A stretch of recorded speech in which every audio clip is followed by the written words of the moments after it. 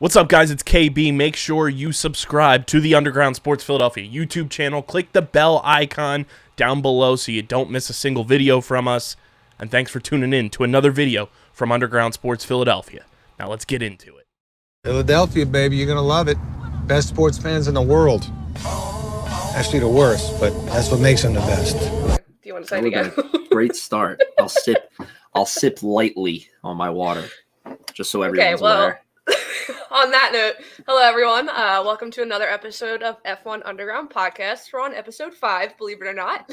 5. Still, I think you could say a brand new podcast from the Underground Network, focusing on all things Formula One. As always, my name is Casey, and that's my weirdo. Oh, that's a shadow. That's my weirdo brother, Owen. That's a shadow. That's not. Who's flipping you off right now? That's a shadow. That's a shadow. That's not a piece of hair. See, there's that's the real a hair that's long. Yeah, there's the real piece of hair, but like what's on my forehead is a shadow. Okay. The audio listeners are going to be so confused. I hope Mom listens to this at work tomorrow when she watches the video. Will. So like I said, my name's Casey. That's Owen, discussing his hair as always. Today we're going to take some time to go over some F1 news of the week. There's kind of been a lot. Owen made up segment 2. He wants to talk about the 2002 Melbourne or Australia Grand Prix, and then our race predictions for the end of the week. I'm so excited for my segment. I hope it's as good of a conversation as I think it is. So, but we'll get there in due time. Okay, well, quick question. I never actually got to listen to the podcast. Am I going to be lost or no? No, because the short write-up that I have and the way that I've been You told me about it. Yeah, the way that I've been rehearsing in my head about how to tell the story and everything. I tell a little bit of background. Okay. There's really it's not about the podcast itself. It's about a specific moment in like something that Paul Stoddart said. So that's basically what it is. But yeah, you won't be lost. Okay, good. All right, so yeah, let's go. We said it last week, so we'll start with first. Our meme of the week. Yes. You want to go first? Yes. So try to give a description of this for the audience. I know, I'll edit the picture in. So last week, obviously, we had the whole, as Kyle put it in our episode title, how did he write it? Podium craziness, right? But I mean, I called it. I said we literally were going to finish recording, and it was going to... Yeah, it was 3 hours after we finished. They changed it, but so obviously podium pandemonium. Thank you. Say so that 10 obviously, times fast. When that happened, George Russell, when he was given the trophy, he posted a picture and was like, basically was celebrating it on social media as one would and everything. And when it was then reverted back to Fernando Alonso, he took this picture of himself. Somebody had to take it for him, and it's hilarious. It's like picture. The camera, the phone is literally like here on his head, and it's just this big like fisheye lens of like down his body, but his forehead looks massive, and it's It's a great photo. So going into this week, then my meme of the week is he reposted the same picture. However, because the race is Australia, and obviously everyone in Australia is just walking upside down, and they live upside down. All he did was literally just rotate it 180 degrees, and it's now upside down. And I shit you not, I was at work today and I was scrolling on Twitter and I saw that. I started dying laughing. And all my coworkers around me were like, "What are you laughing at?" And I was like, "I don't really know how to explain it." Like, do you watch F1? Yeah, I was like, I don't really know how to explain it. So yeah, but that is my meme of the week. It's the upside down picture of Fernando Alonso's forehead. Absolutely fantastic. Well, I also like how it exploded. Like, I feel like that whole process was a meme, and it's like literally in itself. The whole thing was a meme. Yeah. Everything about it was a meme. But then Mercedes goes and posts the video of George Russell with the trophy, and people are like, why does George Russell have the trophy when he literally was P3 for like an hour? Like, why did he take it home? And then he posted like, send me your address. So then the Mercedes admin literally put in directions. It's like going from my apartment to up the street to Trader Joe's. That's how far away the factory was from each other. Which is funny because I didn't realize that. Like I saw the beginning of that video that you're talking about where they put it into their phone and you can see it like go to it, and I was like, oh, that's pretty close by. And then it's that part of England that they're all in, I think. It's like they did that time lapse of them actually driving there, and I was like, oh wow, they are actually really close to each other. I was like, that's hilarious. Yeah, they were super close to each other. They didn't even do a time lapse. They probably could have just driven in real time and honestly would have filmed the. I would have loved to have seen 10-minute video of silence in a car driving to Aston Martin. It just literally that the people were like, why did George Russell go home with the trophy? Like he didn't need to go home with the trophy. I'm pretty sure you all were still there the next day in Saudi Arabia. Like he didn't go home right away. But I think there was someone, whoever they took that picture of Fernando Alonso. I mean, anyone knows us. We have big foreheads. I feel like that's what our foreheads would look like in a picture like that. Golden. Should recreate I want to like recreate that picture and use it for like anything that I can. Whether it's F1 stuff, whether it's like, Philly sports stuff, like any opportunity I have to throw that picture out there, I'm gonna do it. Like I feel like Fernando Alonso's showing more personality since he's switched to Aston Martin. He's on TikTok now. He definitely is, and I don't know, like, he's more relaxed. He's more relaxed, and like, can you attribute that to how good the car is? Like, it's not like he's on a team where they're like constantly.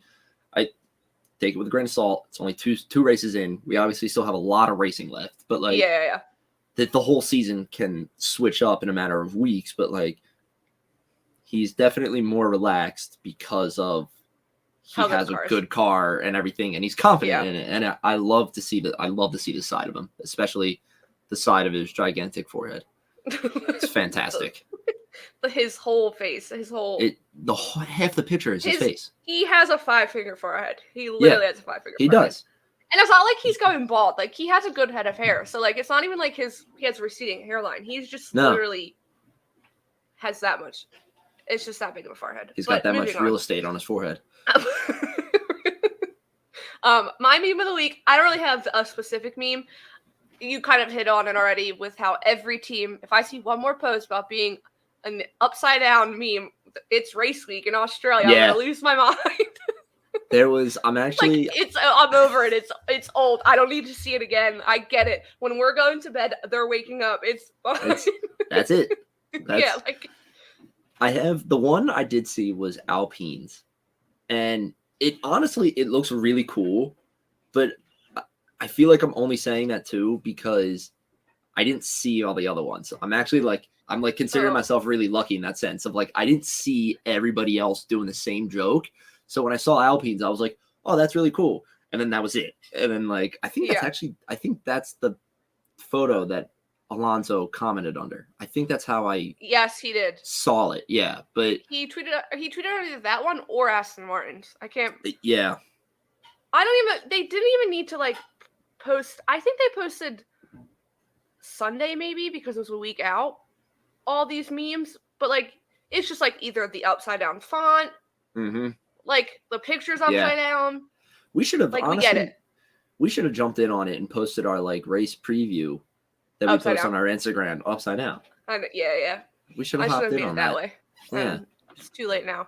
I also wait. The best is Ferrari's been doing this thing now. They've been posting like a graphic of each week with the different time zones for where your lights out is. So, and they always include Maranello. Obviously, why wouldn't they? And then underneath says, "Did you find the secret message this time?" Last week it was like race week. The first one was like race week. If you look hard enough, it's really hard. If you look hard enough, it actually says "Good day, mate." But like, you're literally like, Maranello Where does it say that? So it's the beginning. So it goes. The places they have are Georgia, Detroit, Annapolis, York, Maranello, Mafeking, whatever. I don't know. Something else. Tokyo. Yeah. So it's the first letter of each place, but Maranello is in yellow in the middle. So it's "Good day, Maranello, mate." Oh. So, but literally underneath one of the first replies is from Mercedes going, we're looking. Because it's really hard. I'm really happy you brought this up because I also saw this today and I was like, literally like, Race week was zooming easy in to on see. my phone. Yeah. Like, I was like, what is happening? Like, I can't find anything. I was just too stupid to look at the letters. Like, No, it was not an easy one. They really pulled at whatever. What's that? I'm not good with the references today. I don't know It made what you you're think trying about to. it. I don't know what It you're made trying to you go think for about it. here. Pulled your Okay. leg? Yeah, I guess maybe. I don't know. I mean, that's more of a saying than it is a reference to anything. Yeah, that's what I meant. Like one of those kind of sayings. Ow. But whatever. Okay. Yeah, that was our meme of the week. We'll come back with one each week because there's always memes. Always So memes. You can it's a always race find a week. good one. Yeah. we might have multiple next week, so we'll need to fill some time. Race week is such a good time for them too. Oh yeah, just because you're getting them pictures of them like on the like warming up or like stretching or something, and they don't realize they're getting the pictures taken of them. That's good. My fave is literally a walking meme. Let me find the picture. A what meme? A walking meme. Charles Leclerc's a walking meme. This is the picture they posted today. You're not gonna be able to see it. Kind of see his face. He looks like he has bug eyes. Oh God. He's literally like every picture he's in. He produces at least 5 to 10 each weekend. So looking forward to it. He'll be heavily featured in our meme of the week. Oh, always. If he doesn't, you know what? If he doesn't win world champion this year, at least he has he's that. Meme king. At least he's meme of the week material. Okay. Moving on to this news came out yesterday, yesterday was Monday. This news came out yesterday because the CEO of F1, Stefano Domenicali, is that how you think you say it? Sure, let's go for it. I believe he was at the MotoGP race over the weekend. And motocross. Motocross, which I've seen clips. That looks insane. I always see the clips of them like going. How they like take the curve. Yeah. And like the dude's knee is literally like touching, I would say like that close to the ground. It's like they're speed skaters. Like speed skaters like literally almost tilt and touch the ground. It was a cool clip. I saw that. I think I saw that one too. But when they crash though, like at least when the F1 car, they're surrounded by a car. And with motorcycles do not have a lot of No. But anyway, he was quoted saying he's up for canceling free practice. He said it's boring to the public, but let me read the exact quote. I should have had it up on him. Well, you're up for canceling free practice?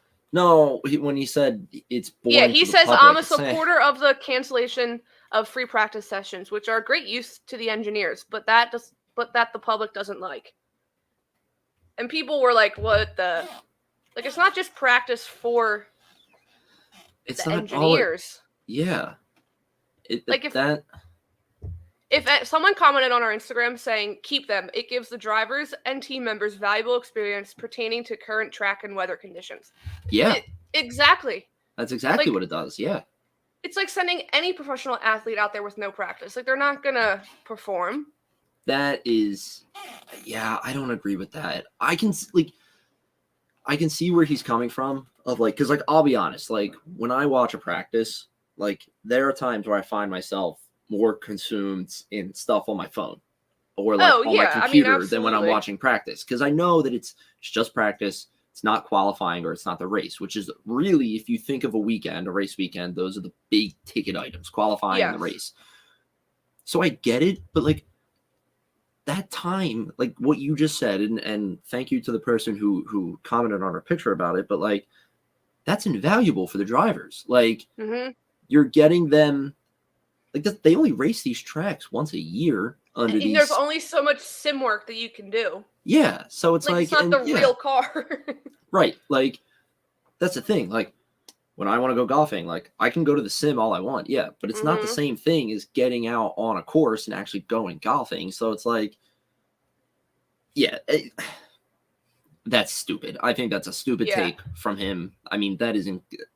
I think he faced backlash pretty quickly once that comment came out. I mean, regardless, but like I commented back saying that I agree 100%. I said it would be stupid to take away practices. I said they're also not always boring. I said because the commentators then have a chance to go more into depth about different cars, what penalties that you could expect, what's going on with the drivers. Like, it gives you don't get that.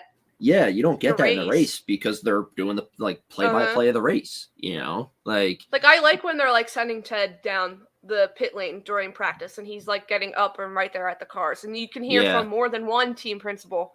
I do like how they've changed team principals that they go to. Yeah.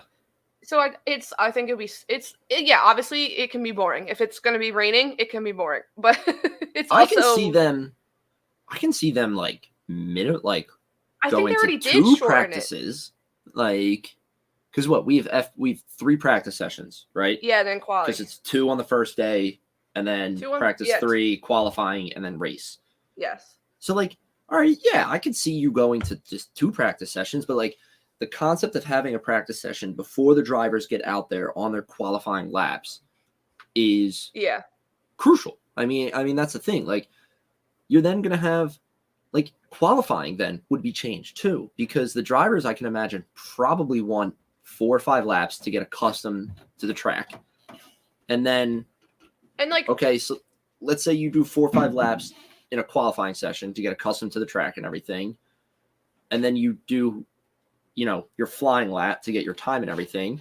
In the latter sessions of qualifying, you're not going to have enough time because the time limit for Q3 is 5-6 minutes, right? Yeah, 10 less than 10? It's a small amount of time.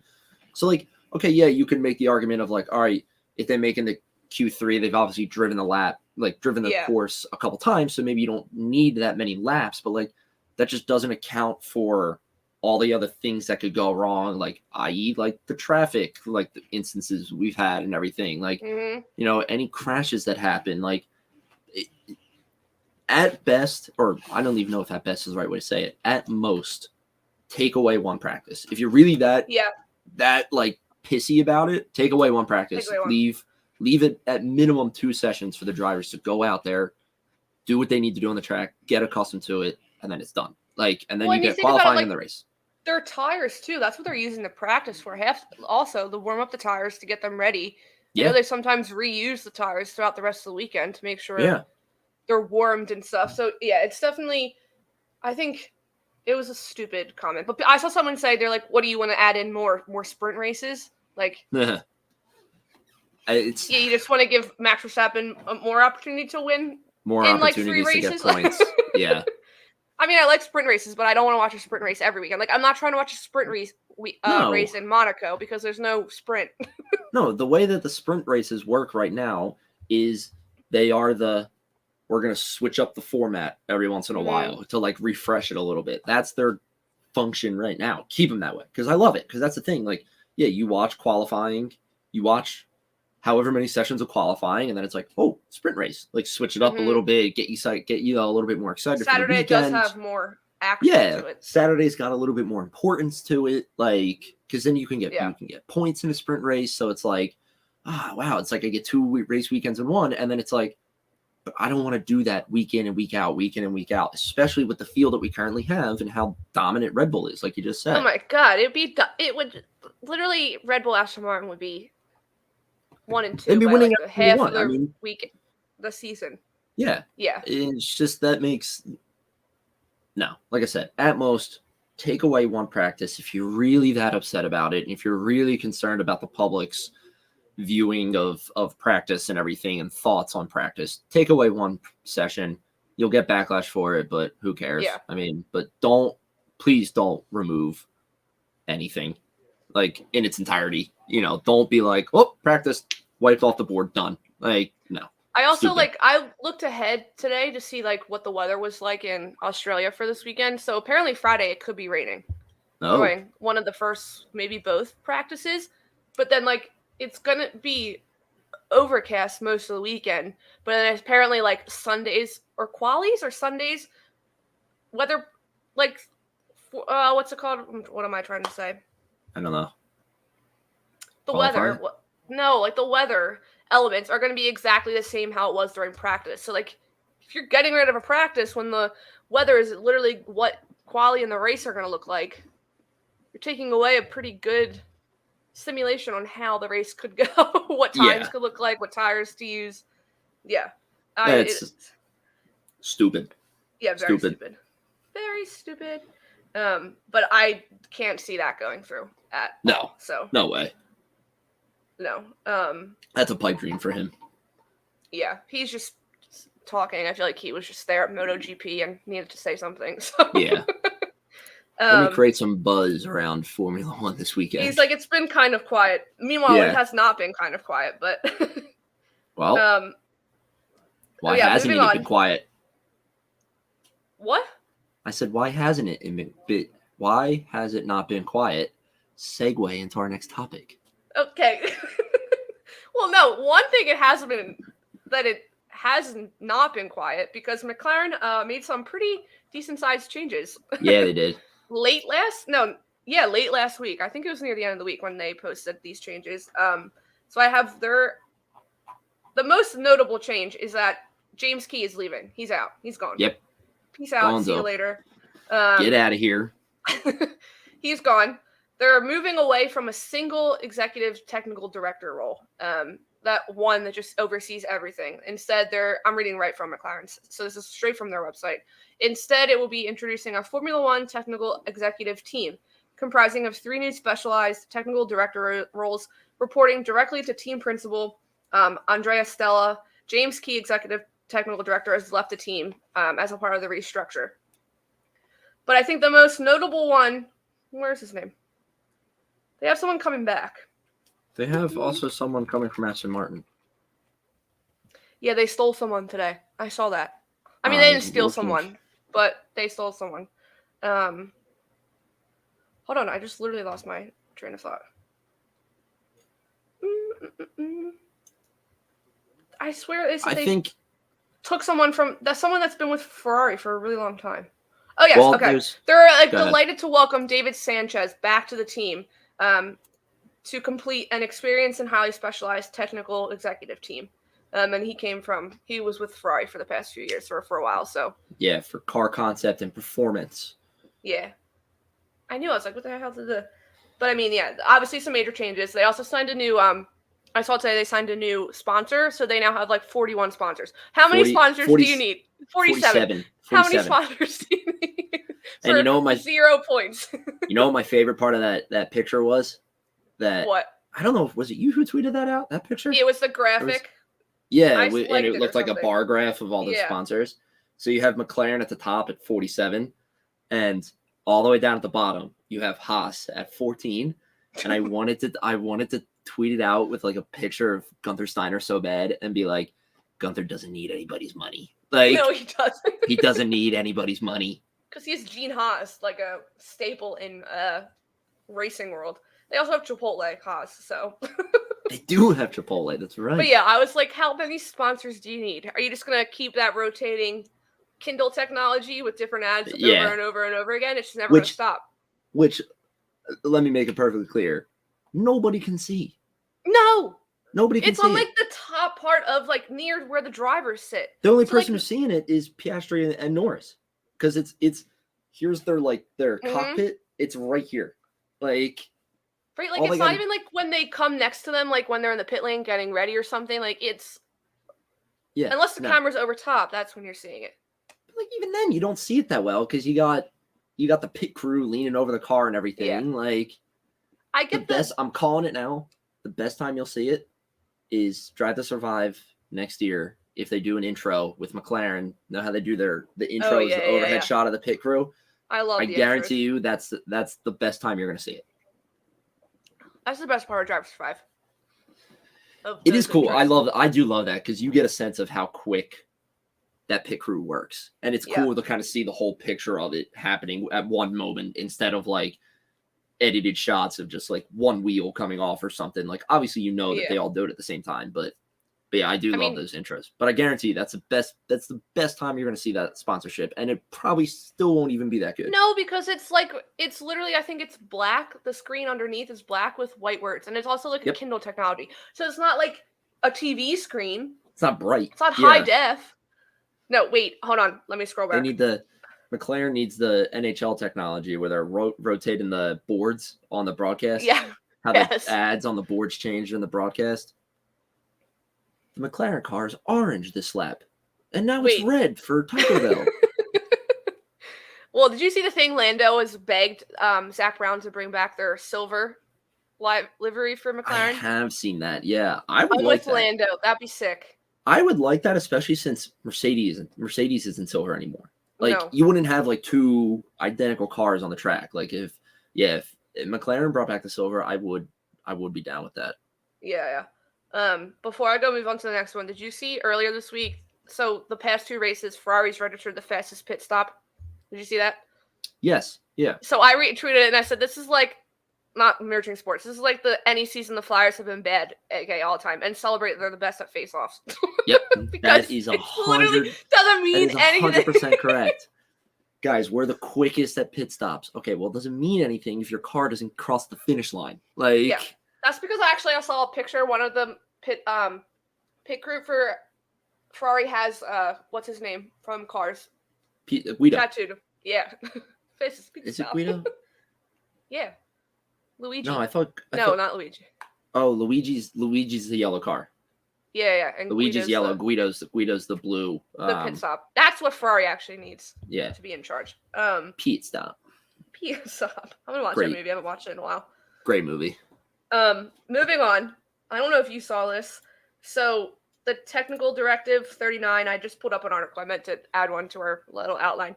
So technical directive 39 has secretly been removed. This is the one specifically that was put in place last year after Mercedes was complaining about porpoising and raising the floor. Oh. It's secretly being taken away. So cars can now go back to lower. Lewis Hamilton can get back out of the car, look like his back is breaking. So the floor height is lower again. Yeah, they can start lowering it. Yeah. That's dangerous. Why was that being repealed? Because they're saying it's hold on. I think it just makes me more mad at the FIA. Apparently it's not necessary anymore. That's what they're saying. That's what the clear saying. I mean, it did affect the speed of the cars though, didn't it? Once they put that directive in, some of the cars literally, besides Red Bull, some of the cars, because Checo wasn't complaining, some of the cars weren't having that issue. Yeah, but like, sorry, I'm tiring. If you have all the evidence of all the injuries and shit that people went through last year, why are you gonna enact it for 2 seasons, or not 2 seasons, 2 races, and then be like, guys, be quiet, but we're gonna pull this back? Like, what are you doing there, huh? Yeah, so it says the FIA has not actually said anything. So I don't know who saw this, but apparently, it's just been secretly. Yeah, how was this discovered? Did somebody like check the rule book every day and all of a sudden was like, I don't know. Oh, like something 39 isn't in there anymore. Someone just like deleted it by accident. Can't hit undo. That's why you always save your work. And undo is Control-Z on a keyboard. That is. Yep, the decision has been kept private. That's literally what this article says. So that's so weird. Yeah. But I thought that was interesting. I happened to see it when I was like looking stuff up yesterday or the other day, and I was like, oh, interesting. So I'm interested to see, especially after this 3-week break, like Baku, I feel like city circuits are a little rough. So I feel like I'm interested to see how it reacts.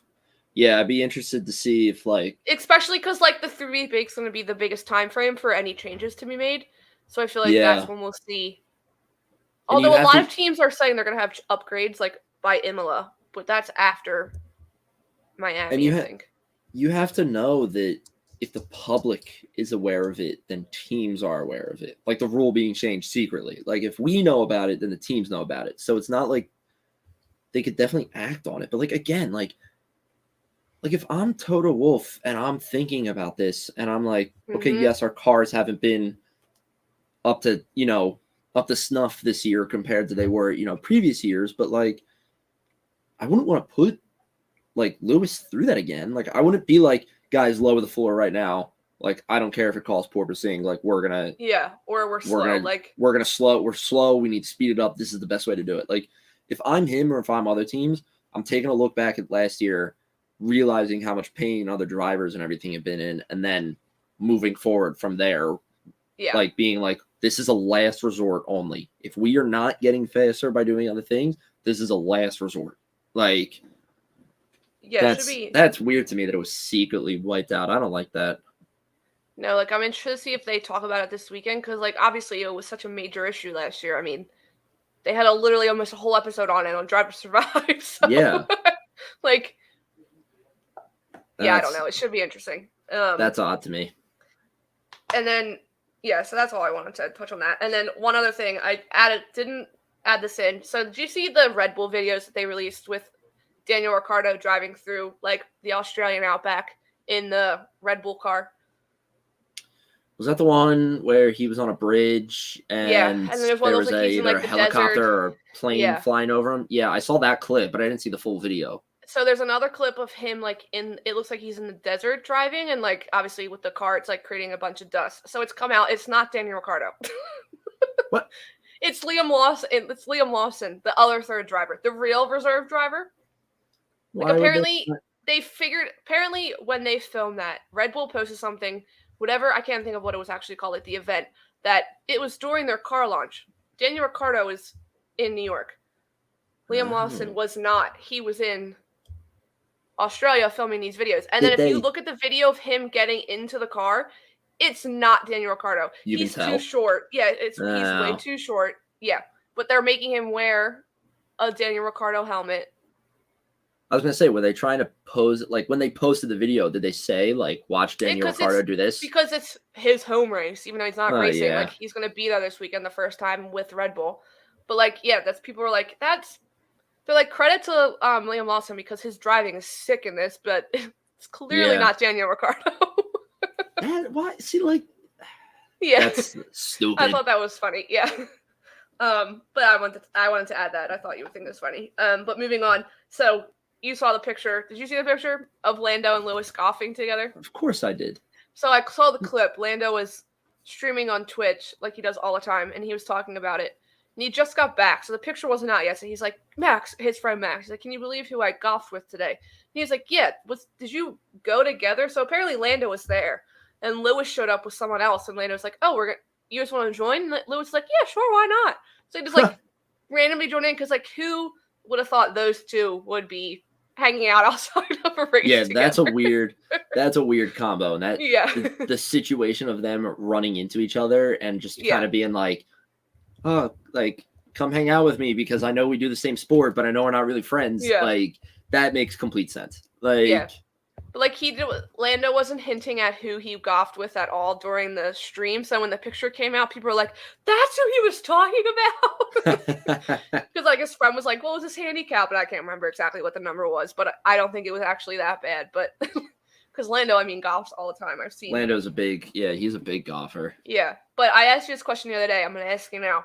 Out of anyone on the grid, it can be past or present, who would you go golfing with? Oh, shit. I forgot to think about this. All right. If I had to, all right. This is our last topic for weekly. We can then go on to yours next.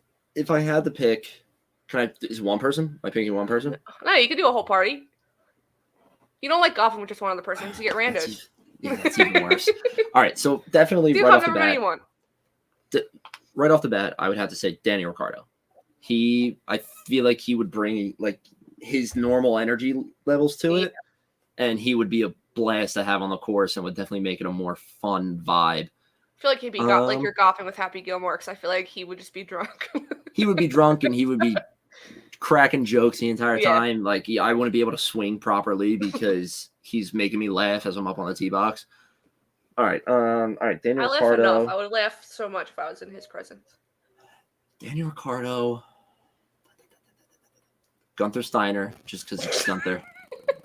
You would. You should send a wedding invitation to Steiner. You're right. Please come to my wedding, sir. And bring all 14 of your sponsors with you. Chipotle included. Please. That's the after wedding meal. Could slam a burrito after wedding night. Daniel Ricciardo, Gunther Steiner. Yeah, do it so you included. So do one more. So that's 4. Just trying to think of all the drivers. I'm shocked you're not saying Lando because he golfs all the time. Yeah, but I wouldn't want to be like. He's the closest to your age. He is the closest to my age, and he does golf a lot. So yeah, maybe him. But I just wouldn't want to like get someone that's too good. That's Tom Holland. That's who you really want to get. I'll say this. Lando Norris only if he brings Tom Holland. Okay. Only if he brings Tom Holland. And only if Tom Holland somehow ditches the Marvel assassins that are after him, so he can tell me things about Spider-Man. Okay. That's it. There's my 4 right there. That's your 4? Okay. That's my 4. Me, Gunther Steiner, Daniel Ricciardo, Lando Norris, plus Tom Holland, minus Marvel assassins. Besides Lando and Daniel Ricciardo, that's the randomest group of people. That is the randomest group of people. That'd be so good. That would be so much fun. Like we said, like Gunther, I would just love to meet. I would love to see him on a golf course. I think it would be hilarious. Daniel Ricciardo, obviously, his energy is fantastic. He would make it such a good time and would absolutely be slamming drinks every single hole. Yeah, I definitely and then, think so. Lando Norris is a golfer, so it makes sense for him to come. And actually, you know what? I would want to bring Lando Norris because I can ask him for help and pointers and everything. I would say you could bring and give me advice. I saw pictures him and Carlos been golfing in Australia, so. Yeah, I would bring Lando. He doesn't need to bring Tom Holland now anymore. I would bring Lando just to get advice and everything and pointers. So okay, they can make fun of your cat golf. My cat hat. Your club head, whatever it's called. Club cover. Yeah, there you go. I forgot the word too. I'm not going golfing. Hey, I'll drive the cart. Rory McIlroy has a dog head cover. I don't want to hear it. Does he really? Yeah. Just kidding. Did you hear what I said? I said I wouldn't come golfing. I would drive the cart. I wouldn't drive the cart not with Formula One drivers there. No, you would not drive the cart. I will walk in the back. There you go. Well, you can like hop on the back and like. They can meet me at Top Golf. I'll go to that kind of golfing. Oh, there you go. Yeah. That's where I'm good. Yeah. We'll go to Top Golf. We'll play around and then we'll go to Top Golf after. Top Golf? Okay. Good. Yeah. They can invite everyone else. Perfect. I'm going to ship out an email to all 3 of them right now. Okay. Letty, we'll work it into the schedule. They have 3 weeks. They have 3 weeks coming up, so they can always come. Exactly. Yeah. Okay. All right, moving on. I thought that was a fun little. Okay, go ahead. Take it away, Owen. My topic. Yes. So, all right. So, it's a good conversation. I know. I kind of brought this up last week when we talked, but I was listening to Formula One's official podcast, the Beyond the Grid show. Such a good podcast. It is a great podcast. If you haven't listened to it yet, please go listen to it. They actually do really great deep dives of stories, kind of like this one, about learning the history of different races and everything. And they also talk to current day drivers, and it's a really good time. Sebastian Vettel episode was a great one. Right before Sebastian Vettel was a great episode. They just did a really good episode with Charles Leclerc, like talking about last season and then going into this season and everything. So I was listening to that, and I think 2 episodes ago now, they did an episode with a man named Paul Stoddart. I think I'm butchering that, but he was a team owner back in the 2000s. He purchased a team called Minardi back in 2002. And the one fun thing that I wanted to point out too before I got into this, he purchased the team 6 weeks before the Australian GP. 6 weeks? 6 weeks before the Australian Grand Prix. And at the time, the Australian Grand Prix was the first race of the season. Yeah. And he didn't have a car, didn't have anything ready. So he got a car up and running and everything. And I'm paraphrasing this. He goes into detail in the Beyond the Grid episode, but he gets the car, everything else up and running in 6 weeks, gets to Australian GP, right? First of all, achievement in and of itself. Fantastic. Yeah, right? That's insane. So they're going about the weekends, blah, blah. They have a rookie driver. At the time, his name is Mark Webber. And this is his Mark Webber. Yeah, at the time. This is his race debut. And I'm sure anybody who knows the history of Formula One will know exactly what I'm going to talk about here and everything. But yeah, essentially what happens, race starts, cars take off, and on the first turn, major accident, major crash, like 10 cars taken out of the grid. And the Minardi cars make it through, though. And long story short, Mark Webber, on his rookie debut, finishes the race in 5th place, right? Oh, my God. Which is fantastic. Like, crash aside, like the fact that he finished in 5th on his rookie race, on his car debut built 6 weeks ago. yeah, in a car built 6 weeks ago, in his debut in Formula One, fantastic, right?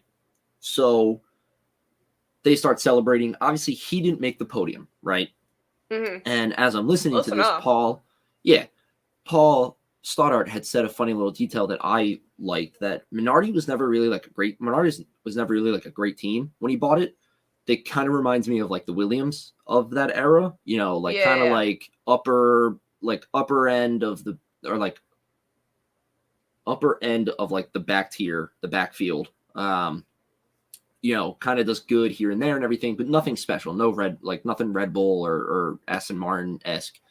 But so in their budget, they never accounted for champagne, because he was like, we don't need this. We're never going to finish on the podium. We're never going to need it. I'm not buying champagne and taking it to the garage with me, because we're never going to need it. He had to spend his money elsewhere. Right. So Mark Webber finishes 5th, and Paul Stoddart's thought was, we need champagne. Like, that's his first thought. Is like, this kid just finished 5th in his debut. We need champagne. So he goes and he finds someone, and he says, like, you need to go get champagne right now. Like, that's it. Like, this is your only task right now. You need to go get champagne. He said the guy looked at him and said, there's no need. All the other teams are bringing their champagne to celebrate with us because of Mark Webber and everything. And if you listen to I highly recommend you go listen to this episode of Beyond the Grid, because he starts tearing up talking about it. He says, like, I still get emotional talking about it. Yeah. So the question that I had with it was, in today's Formula One climate, where you have your egos of drivers and teams, and you know your team principals as well, do we think if something similar happened, that a same outcome would happen? Like, let's say like Logan Sargent in Bahrain this year finishes 5th or better, right? Mm-hmm. Do we think all the teams are, you know, doing their normal podium celebration, but then afterwards going and celebrating this major achievement? Because that would be such a good, victory for him. But like, and when I first thought of this, my first gut answer was no, because I think of Red Bull, I think of Mercedes, specifically Christian Horner and Toto Wolff, and I'm like, no, they would not do it. They would be like, we won, you know, if they won or anything, they would be like, we won, this day's about us, screw everybody else. But the more I thought about it, my mind kind of switched, because I was like, I think there's certain teams and team members that wouldn't, but I feel like more than half of the grid would go and celebrate with him. You know, you have the backfield people probably celebrating with them. Like, there's no really like major bad blood between the backfield. Like, I mean, you have McLaren and Alpine. The ones with the most bad blood, but still. You would have them being, you know, you have them butting heads the most. But like, that was the first thing I thought of when he said, like, when Paul started said, like, all the other teams were bringing their champagne down to us. I was like, I really wonder if you would get a similar situation happening in today's Formula One, you know, atmosphere and climate. Like, would that happen? You know, I think it would. I know you use Logan Sargent, but I can bring up like 2 examples. Like, I feel like Nick DeVries, because he went through so many different teams last year, he was like everyone's reserve driver. That's also a good example. There's your Red Bull pool. He has a relationship with Max Verstappen. They grew up together. I mean, he's older than Max Verstappen, but like as a rookie, I feel like he's my age. If he went on like 2 weeks or the first race, I feel like if he went on and ended up on the podium or something, like, they don't have any expectations of going up on the podium. But if he ended up, or even in the points, like, I could see for him, yes, because like he has a relationship with so many people, and that's the one person I feel like that could bring Red Bull and Mercedes together, because I like it. He was under with Mercedes for so long, but friends with Max Verstappen. And then I also feel like I could see, I don't want to say just because of the last name, like, I feel like if Mick Schumacher got the chance to, even in just the Mercedes, that's like, I feel like a good one, yeah. I feel like he also has a relationship with so many people. He grew up within the Ferrari Driver Academy, so he has them. he obviously has. I think Kevin Magnussen was maybe his number one fan on that team after watching Drive to Survive. But yeah, I feel like him also, if he was to go and like prove everyone wrong, that would be another person that could. I also feel like the climate definitely, they all have their egos. Believe me, they definitely all have their egos. Even like the people you think are super sweet, they have their egos. They're racing drivers. They're probably some of the most competitive athletes. Because it's a 100%, team. yeah. It's a team sport, but it's not a team sport.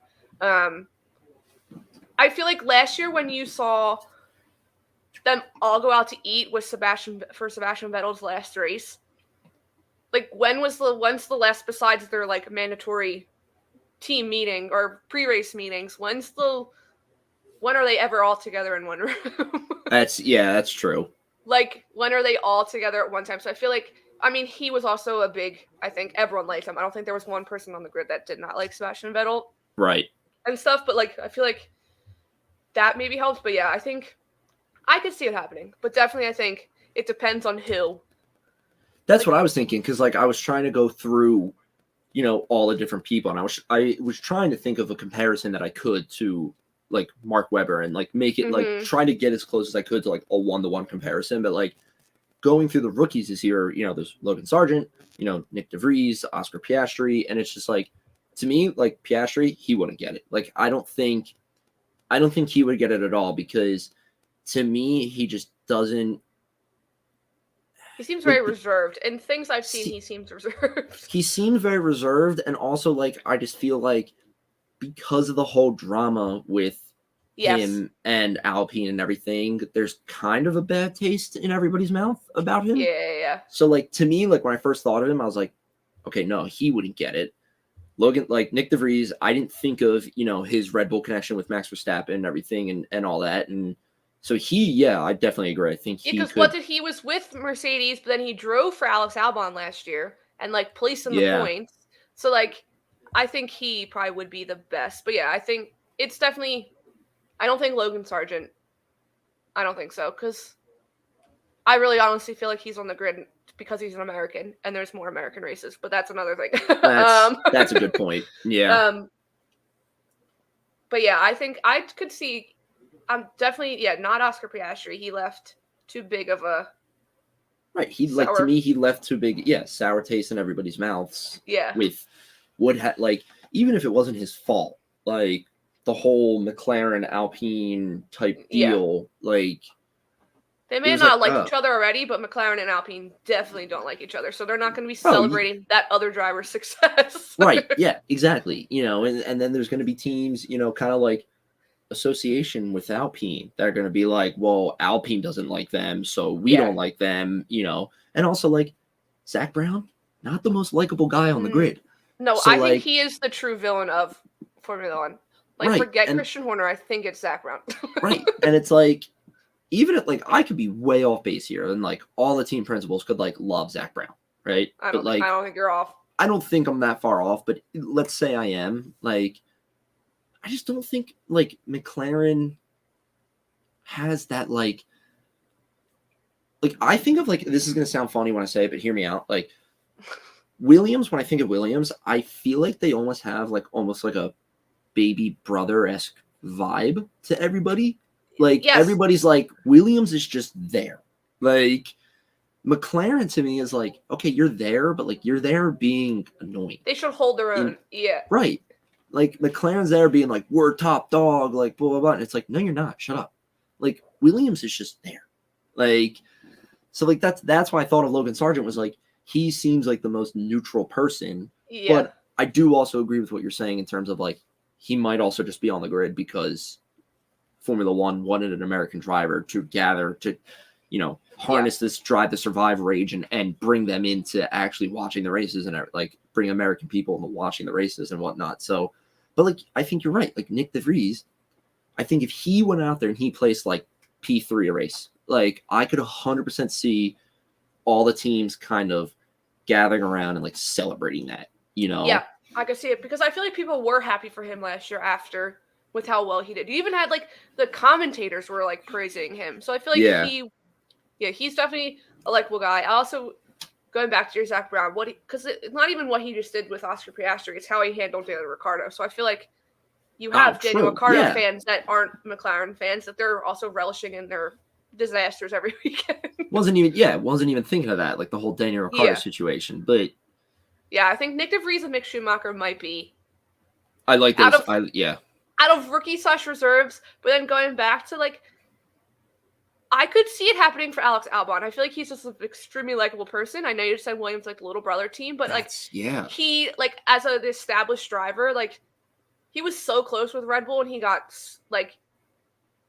I mean, him and Pierre Gasly literally got, I don't want to say abused, but that relationship with Red Bull was not good. But, like, I feel like he's such a likable guy. So I feel like if he was to end up, like, winning a race one time, like, everyone would be happy for him.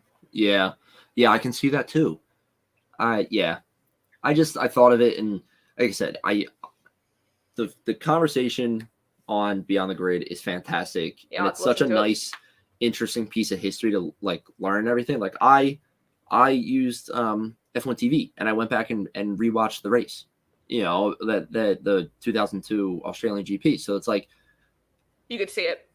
I could see it. I saw the crash. It's a huge crash. The sport's also radically different at that time, so it's very interesting to see that point of view. But that's a whole other conversation in and of itself. But like, yeah, when Paul Stoddart was telling the story and everything, that was the only question that was burning through my mind of like, would this happen today? Like, would we see Nick de Vries, like, let's say he gets up there on third, like, would we see the other two drivers, like, when they're spraying champagne, just solely focus on him? Would we see I think so. all the interviews, like, solely focus on him? Would we see, like, all the drivers, like, running up and, like, hugging him and saying, like, congrats and everything and, like, look genuinely happy for him, Like, and I just thought it was a really good, I really wanted to have a conversation about it because it's like we said, that the sport is so different now compared to before. And it's like, I know we haven't been watching Formula One for like super long, but it's like, you can just tell. You can tell. And you can tell that the air is just a little bit more charged. Like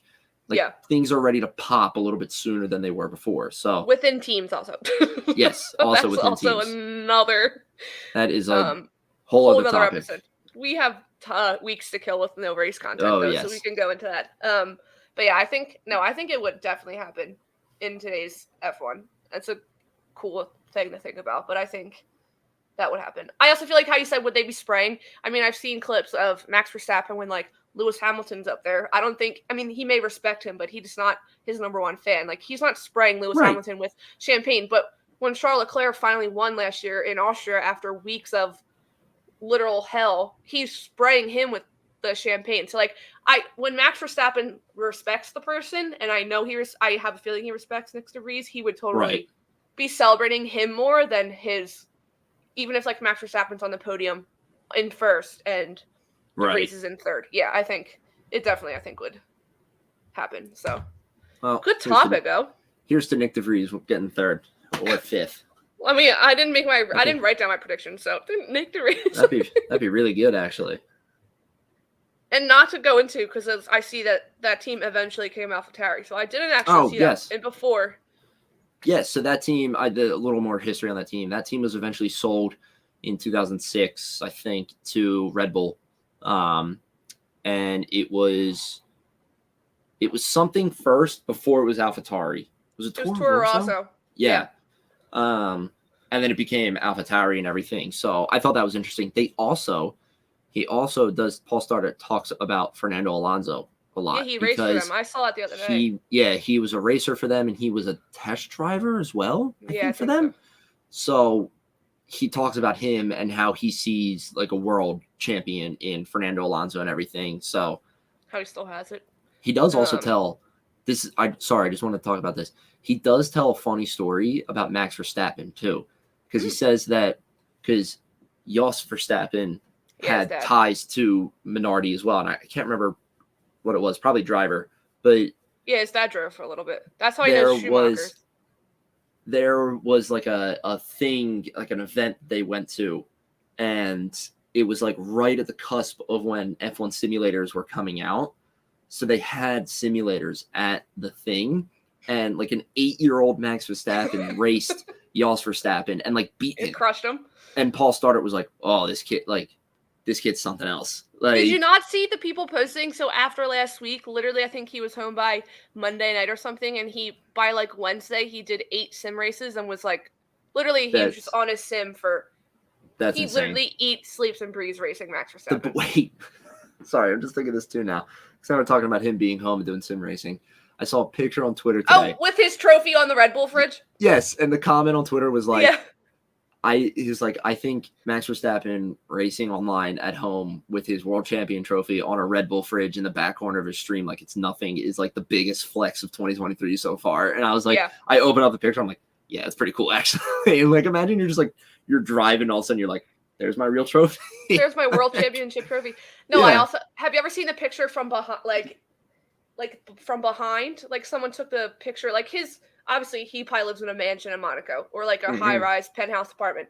So it's like this big open room. His sim is in that one corner, and I don't know who took it, if it was his girlfriend or whatever, from behind. That's the only thing in the room. I would love That's fantastic. He's probably got like 3 screens, like making up the whole car. Like it looks like that's how any boy would decorate that room. Nothing else. Yeah. Just that's good. The sim, and I'm pretty sure there was like an LED light that said like "fuck off." That's great. That is fantastic. I'll have to find the you know what? I gained a little bit more respect back from Max Verstappen. You like him again? That's fantastic. All right. That's my dream room design right there. Moving on to our last segment. Our race predictions. Race week. Australia. Let me bring up. I'm not looking forward to our messed up sleep schedule at the end of the week. No. No way. Although I still haven't made up my mind if I'm going to stay up and watch it or like. I'm going to stay up and watch it. What else am I going to do? Nothing.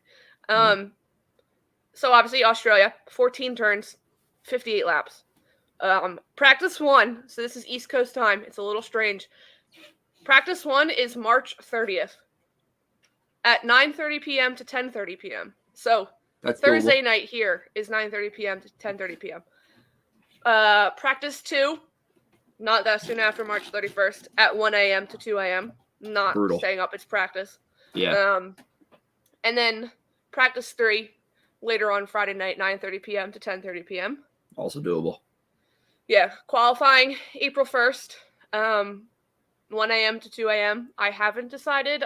I mean, qualifying is more interesting than the races this time. So, like, I feel like that's definitely for me a wake up and have a coffee and watch it. Because the race is April 2nd at 1 a.m. Yeah. So I think I'm gonna do it. I have nothing else to do. Obviously last year, my fave got a grand slam. Yeah, he did. He was pole, he won, fastest lap, and led every lap. The entire race. So it's funny. I didn't know that that's what the Formula One Grand Slam was, so I like that. I didn't either, so I learned something new. Yeah, and like I said, there's 2 DRS zones.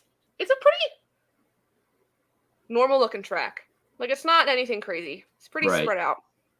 But yes, that's our fast facts. Don't make fun. Fast facts. Quality predictions. You go ahead because you have them listed there. Yeah. All right. So P1 for Verstappen. It's pretty boring. I'm honestly just gonna rip down the list. P1 Max. P2 Alonso, and P3 Checo. Okay. Same list as last week. Pretty much. I know. I'm going to go with it. Okay, P1, I'm going to say Max. I'm going to say P2. Who was P2 last week? I can't remember. I think Alonso was P2. Checo. No, Alonso was P3. Oh, yeah, it was a Red Bull lockout. Yeah, so P1, I'm going to say Max. I'll go Max Checo, was 15th. Max was 15th last week. Yeah. Oh, yeah. So it's Checo, Alonso. Charles Leclerc before his penalty. Pause. But then it ended up being... It was Perez, Leclerc, Alonso. We're bad at this. No. It was okay. Listen, but then it was Russell because Leclerc's 10 points grid penalty. That's right. I'm gonna go Verstappen P1. I think that was just a random fluke with his car. I'm gonna go Alonso P2 like you, but I'm gonna throw Leclerc up in P3 because he pulled out that lap last time out of thin air, so I think he can do it again. I like it. I like it. And it's not a night race. I think the conditions will be But I don't know. Ferrari's already posting thirst traps, so that's their plan. Plan T is to distract everyone. Yeah, that's how they're distracting Red Bull. Yeah. No, not Red Bull. Well, I stand by my words. Race predictions. Go ahead. Ferrari knows something we don't. Yeah, him and Max Verstappen are in love. Just kidding. Race predictions. Yeah. P1 Verstappen. Shocker. P2 Checo. P3 Alonso. I think we're seeing a lot of them. Yeah. A lot of them. I think. Yeah. No, I'll keep my quali. I'll say P1, Max, Alonso P2. I'll say Leclerc P3. I think he makes it on the podium this time. All right. And you'll hear me at 1 a.m. I'll get a noise complaint. I'll wake up in like a cold sweat. Be like, Casey. Yeah. I could see it happening. I think once these 3 weeks are over and that people start introducing more upgrades, I think we might hopefully see the field shortened, but you never know. I hope there's a little bit more diversity in the field and everything. It's boring. I need a good race. Yeah, I mean it makes for boring predictions like this. Like yeah. It was like, it's the same 3. Okay, fastest lap, do you think will be beat? Do you want me to tell you what was last time? Fastest lap for the race. For the race, Charles Leclerc went a 1:20.260. It's a fast track. I'm gonna go with yes. That will be beat. Yeah. I've seen Verstappen pull 119s before, so I have no doubt in my mind that he can do it again. Yeah. Fastest lap though for the race, I think it's gonna be Checo. I think he's gonna come back with vengeance this week. Because I think he's a little angry. I think he was pissed off after Verstappen got fastest lap last week. And I can see him just kind of pulling the same thing that Verstappen did, 2 weeks ago and being like, just going for it. Hey, what's the fastest lap time? And if, either regardless of who's holding it, Checo's going to go for it. Because I think if they truly are going to finish P1 and P2, and then if Checo gets that fastest lap, that makes them equal in the points again. That would make them tied in the points again. Max has one extra point because he got the fastest lap. I can see them. Someone today posted is Verstappen and Perez the new Hamilton and was it Nico Rosberg? No, when they were fighting each other in teams. Right. I forgot about that. I can see it. I can see it. I think fastest lap is going to be Checo. Okay, driver of the day. I actually didn't have one. I couldn't pick. I know. I feel like I need to see a practice to be like, yeah, maybe. Yeah, I can. If Checo gets fastest lap, I can see him getting it. I would like if he got it. I can also see Ferrari has a little bit of a resurgence. I can see one of them getting driver of the day as well, just because they obviously made improvements, from race 1 to race 2, and I hate to say this, but they made improvements in terms of the cars finishing. Yeah. But yeah, true. I can, and if they continue to step that up, and Charles Leclerc again puts on a masterclass of driving like he did last week, I can see him getting it. Yeah. Fun question. Any DNFs? I'm gonna go with McLaren. I said yes. At least one McLaren, and at least one Williams. Ooh, Williams. I think that's gonna happen. They are due for one. I feel like Williams had 2 good races. They're pushing their luck. Yeah. They're pushing their luck. Yeah. Okay. You didn't say yours. For what? Fastest lap driver of the day or any DNF. I said yeah for DNFs. I said McLaren. I think McLaren's just gonna continue being in 0 points with 47 sponsors. Looking great for the sponsors. Yeah, if they had to give away a trophy for the most sponsors, perfect. McLaren has it in the bag. Piastri's getting his first world champion title in the first year of his racing. Good for him. Yeah. Fastest lap. Yeah, I definitely see it going. I can see Max getting in qualifying, like you said, but then if the race pans out, I don't know. I could also see, because Fernando Alonso's not that far away, so I feel like he could, if he finishes ahead of one of them, and fastest lap. So I could see. I'll go with Fernando Alonso. I got confidence in Fernando Alonso. All right. I like Watch it. Aston Martin have like a shit race this week. Yeah, right. And driver of the day. Yeah, I'll just stick with my fave. I'm not predictable at all. Charles. Yeah. Yeah. That was the most stressful video I've ever made in my entire life. When I did the recap of last year's race for him, I had to make sure it was perfect. Oh. Which, shout out to Pedro Pascal, because we're getting blown away with that stupid TikTok. Mandalorian. The man it's not even Mandalorian. He's eating a sandwich. The man carries a certain weight right now. It is perfect. We're at 69. I can't believe I just heard the crunch. Views. I just heard the crunch of his sandwich over my headphones right now. That was fantastic. But yes, okay. So yes, I think that's it. Anything else? Nope. Okay. I think that is it for me. That's it for me. Thanks for letting me do my segment. Of course, I liked it. It was a good, it was a good conversation. Hopefully, you send your emails to your future golfing trio. Typing it up right now. Mail your wedding invitation to Gunther Steiner. Yeah. But all right, thank you guys so much for listening to the F1 Underground podcast. If you enjoyed the show, make sure to give us a follow on Instagram at underground F1 and on Twitter at underground_F1. As always, huge thank you to Kyle and the guys over at Underground Sports Philadelphia for helping us make this show happen. Go give that show a listen and follow as well as all the other ones. Stay tuned for next week. We will be recording right after, well, not right after Sunday's race. We'll be recording on Sunday after the race. We'll bring our recap and a very exciting segment. I'm so excited. We're going to do the compare F1 teams to NHL teams because I forgot about that. Owen and I have good knowledge of hockey. We're hockey fans, born and raised. So we're going to, inspired by that Reddit thread that made a quick little graphic comparing NFL teams to F1 teams. We're going to do NHL teams. So stay tuned for next week. Thank you.